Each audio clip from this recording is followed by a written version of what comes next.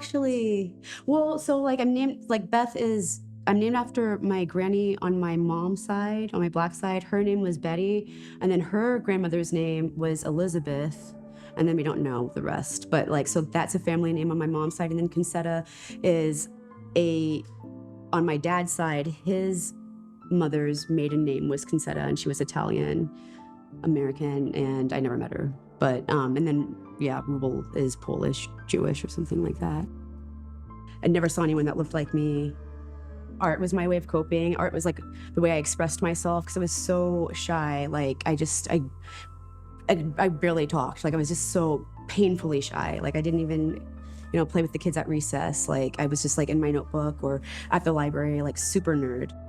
I feel like my experience a lot of times was I got to hear people's true colors about how they feel about Black people, like off the cuff, not knowing it. And so like pretty much within the first 30 seconds of meeting someone, like it's pretty wild actually. It happened all the time growing up, whether it was like teachers in school not knowing that I was Black. I remember leaving Girl Scouts in 3rd grade because your girls, like you're braiding each other's hair and like a chain, right? Like you're sitting in front of, it was just like, what is this? And I told my mom about that. She was like, you're out. Like, you're not going back there. I would consider myself like a mixed media artist, and I love drawing portraits.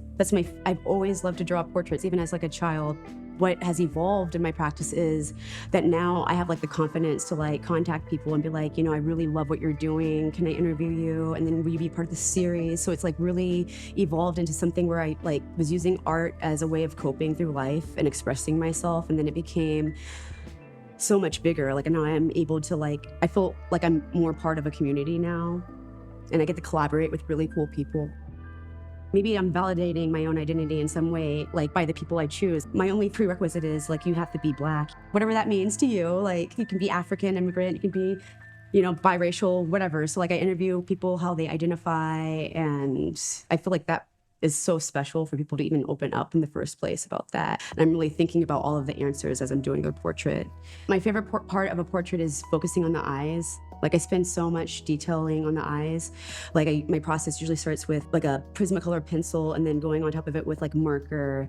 And then maybe I'll use like a chalk pastel to make like a shadow powdery look. And then like the final step would be to use wash paint. I use a lot of wash paint in the eyes because that's what really like makes them stand out. Like the contrast with the chalk pastel being so soft and then like the sharp crispy, you can get fluorescent color as glitter out of wash paint. And so like the eyes are really expressive. So yeah, I usually choose, a lot of activists, a lot of creative people, just people I just really admire. Like for example, Ebony Ava Harper's portrait. She was someone I didn't know personally whenever I met her, but I had heard about the work she was doing. So I reached out to her. I did her portrait in 2020, and it's mixed media. There's lots of little details in the work, and I love how it's lit in this gallery space especially. There's like these little gouache highlights in the eyeshadow to show like the glitter and like the sparkle in the nail polish. So it's important for me to do portrait work of, someone like Ebony, who is really important in the community because of her trans activism work with the youth, with visibility and like featuring people who might be marginalized usually. Like this is really important that people know about what she's doing. Like I definitely consider my work to be part of allyship. Like that's a big part of it, like coming together as a community and collaborating. I smoke all the time. I love it. It chills me out, it relaxes me. I feel like I'm so tightly wound, and I like my work is about these like heavy topics, and whenever I'm actually working on a piece, I'm thinking about it.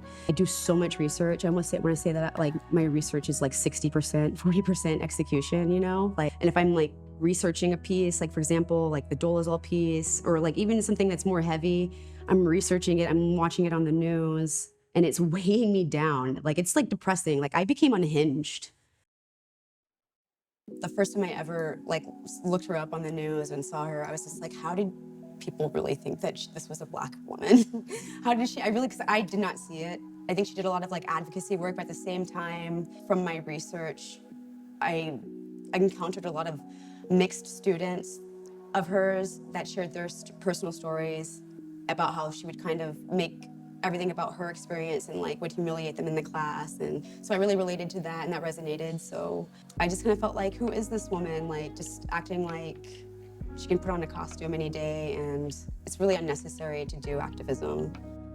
Rachel Dolezal represents a woman who feels that she has the capacity to do whatever she wants, and that immediately reminded me of Barbie and how you can be whoever you want to be, playful, magical, like pretend.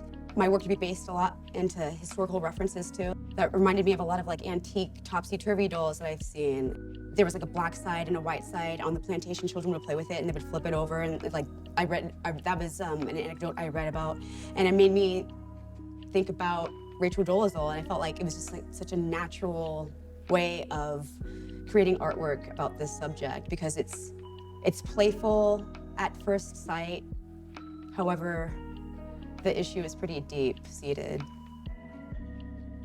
I am learning and researching more ways to of fabrication, and if I don't know how to do something, then I'm always like that person to hire someone that can like execute it for me properly, right? So I will continue to do that and collaborate with people and continue to learn new skills.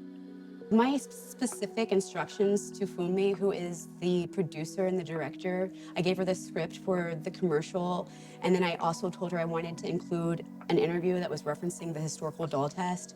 I told her specifically I was trying to be as true to the original historic doll test as possible. They used kids, I believe, aged 4 to 12. So I was like, I need a fairly diverse range of kids, 4 to 12. Like, how many can you find? This is the amount of time we have. I will pay them. Those were all their like authentic, original responses from seeing the doll for the first time. And they weren't allowed to talk to each other or anything. We separated everyone, and the youngest child in that video is 4 years old. I don't believe that I can combine these two series in a way, because it's like it does feel very much like this work is satirical, and I have like a series that's more rooted in like my dark sense of humor that I'm afraid to show people, right? And then I have like this series that's been ongoing that is more like community work. However, it's very important that this work is being shown in a Black-owned gallery. Like, it really fills me with so much joy. Like, this space is beautiful. Faith has done so much to uplift me and empower me, like steady work, like truly. Like, she just cares so much. The most meaningful experiences I've had professionally have always been in Black-owned spaces.